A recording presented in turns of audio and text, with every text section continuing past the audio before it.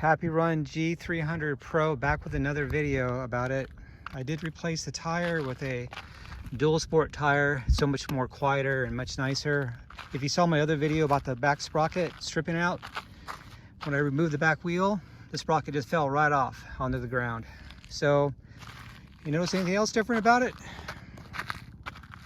Something looks different about it. Wonder what it could be.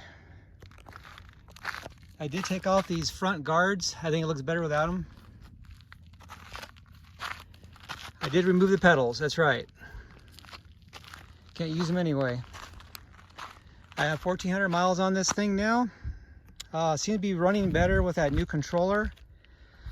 So I'm very happy about that. Sooner or later I will put a dual sport tire on the front, even though it shows really no wear at all, but I just want them to be the same. It'll be quieter on the road. I'm on the street more than anything else anyway. I drive about, I ride about 27 miles round trip to work and back. So let's see, what else did I do?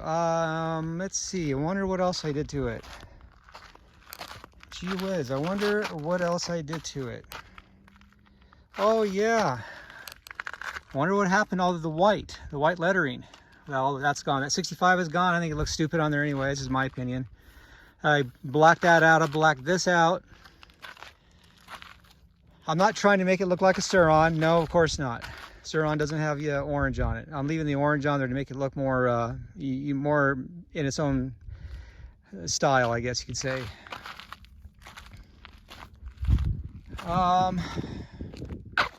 Something else. Let's see what else I was gonna say. The pedals, I put on some studs here. I put on some bolts in there with some washers. This is only 3 inches. It should be 4 inches, or yeah, about 4 inches it should be. Yeah, it's good enough for me. I don't care.